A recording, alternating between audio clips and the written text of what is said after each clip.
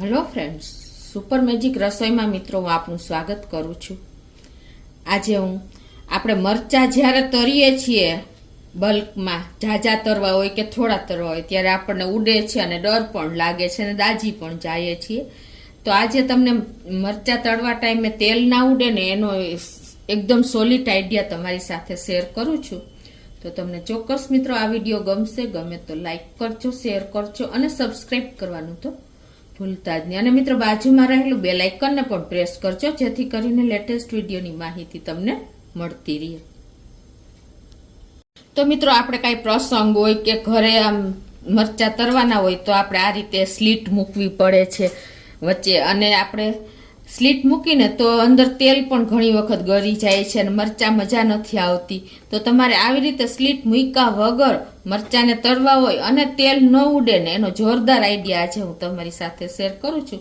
તો આ બાજુ જુઓ, આપણે તેલ પણ ગરમ કરવા મૂકી દીધું છે અને આપણે થોડા મરચા હોય તો આપણે તેલ શાક વઘારીએ ત્યારે તળી લઈશે ઢાંકણું બંધ કરીને, પણ બલ્કમાં તરવા હોય કિલોના કિલો, કાંઈ પણ પ્રસંગ હોય કે ઝાઝા માણસો હોય ત્યારે તો તમે જો આવી રીતે તમારે ઝારામાં મરચા મૂકી દેવાના। આ ઝારો છે કે પછી આપણે આ ઝારો છે, આ પણ ચાલે। તમારે થોડું તેલ હોય ને તો આપણે જે પૌવાનો ઝારો હોય છે ને એમાં ઈજી જ પડશે તમને, અને ઝાઝા મરચા હોય તો પછી તમારે મોટો ઝારો જ, ટૂંકમાં ક્વોન્ટિટી પ્રમાણે આપણે ઝારો લેતા હોઈએ છીએ, આમાં પણ તમે તરી શકો।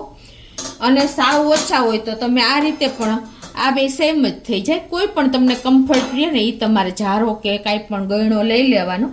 અને પછી તમારે આ મરચાંને મેં સ્લીટ પણ નથી મૂકી અને આ રીતે હું આવી રીતે ઝારામાં રાખીને અને તેલ આપણે ફૂલ જ ગરમ કરવાનું હોય છે, બરાબર?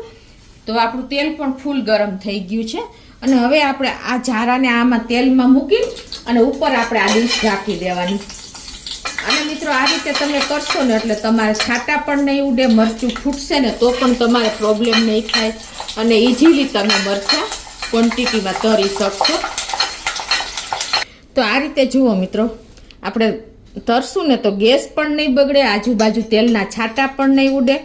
અને જુઓ મિત્રો, આપણા મરચાં જુઓ એકદમ સરસ તરાઈ ગયા છે, જુઓ છે ને। આવી રીતે તમે મરચાં તરશો ને, નાના આ મોટા મરચાં છે, નાના હોય તો તમે આ રીતે હલાવીને પણ ફરતા સરસ તૈયાર થઈ જશે, જુઓ છે ને, કોઈ ટાઈમ જ નહીં લાગે। તો તમને આ એક ઈજી જ મેં રસ્તો બતાવ્યો છે કે આપણે મરચાં તરવા હોય ફોયડા વગર અને ક્વોન્ટિટીમાં તમે કિલોના કિલો આ રીતે મરચાં તળી શકશો। હવે મિત્રો હું તમને બીજી ટ્રીક શેર કરું છું કે આપણે જ્યારે હોટલમાં જમવા જઈએ છીએ, ક્યાંય પણ આપણે ગયા હોઈએ છીએ ત્યારે સ્પૂનનો ઉપયોગ તો થતો જ હોય છે। ત્યારે સ્પૂન જો, અને ઘણી વખત ઘરે પણ આપણે જો કામવાળા હોય તો આવી ચમચી ઉટકે છે, જો હવે આ ચમચીને આપણે ધોવા જઈએ તો ટાઈમ લાગે, અને હોટલમાં ગયા હોય અને જો આપણે ચમચી બધાય ઉપયોગ કરી જ હોય એટલે એમાં લાર રહી જ ગઈ હોય, એટલે કે જમ્સ રહી જ ગયા હોય, તો હોટલમાં આપણે કઈ રીતે એને ક્લીન કરવી, તો એનો આજે તમને આઈડિયા શેર કરું છું। તો એમાં તમારે શું કરવાનું છે, આપણે હોટલમાં જાય ત્યારે ટેબલ ઉપર મીઠું હોય છે, પાણી હોય છે અને પેપર નેપકિન હોય છે।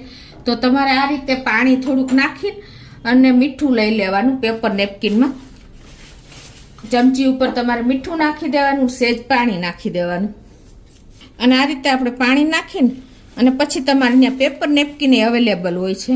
તો આ રીતે તમારે એકદમ સરસ પેપર નેપકિનથી મીઠું અને પાણી લગાવીને અને લૂછી નાખવાનું, એટલે તમારી ચમચીમાં જે બેક્ટેરિયા હશે, જે જમ્સ હશે, બીજા લોકોએ ઉપયોગ કર્યો હોય ને એ એકદમ તમારે બેક્ટેરિયા રહિત થઈ જશે અને તમે એનો ઇઝીલી ઉપયોગ કરી શકશો। કોઈ પણ જાતનો વાયરસ પણ તમને નહીં લાગે, કોઈ ઇન્ફેક્શન નહીં લાગે અને કોઈ પ્રોબ્લેમ નહીં આવે, તમે એકદમ સેફ રહેશો મિત્રો। તો આ પણ એક આઈડિયા જાણવા જેવો જ છે કે તમે આપણે હોટલમાં જઈએ ત્યારે આપણે ચમચી, સ્પૂન કાંઈ પણ ઉપયોગ કરતા હોય, ફોક કે, તો તમે આ રીતે એને એકદમ જીવાણુ રહિત એટલે કે કરી શકો છો ક્લીનઅપ। તો ચોક્કસ મિત્રો તમને આ પણ ટ્રીક ઉપયોગી થશે। તો મિત્રો આજે મેં તમારી સાથે બે ટ્રીક શેર કરી, બરાબર ને? બંને એટલી આપણે લાઈફમાં ઉપયોગી જ છે, કેમ કે લેડીઝ લોકોને મરચાં તરીને ત્યારે બીક જ લાગે છે કે આપણે છાંટા ઉડશે જ, અને એ મરચાંય તમે એવી રીતે આપણે સ્લીટ લગાવીને તરીએ ને તો એકદમ સોગી થઈ જાય છે, પણ જો તમે આ રીતે મરચાં તરશો ને તો તો છાંટા પણ નહીં ઉડે અને તમારે કિલોના કિલો મરચાં તરવા હશે ને તો પણ કોઈ ટાઈમ નહીં લાગે. એ જ રીતે મિત્રો આપણા હેલ્થ બાબતમાં તમને મેં કીધું એમ આ ચમચી પણ એટલી જ આપણને ક્યાંય પણ બહાર જમવા ગયા હોય તો આપણે થોડુંક ક્લીનઅપ હોવું જ જોઈએ.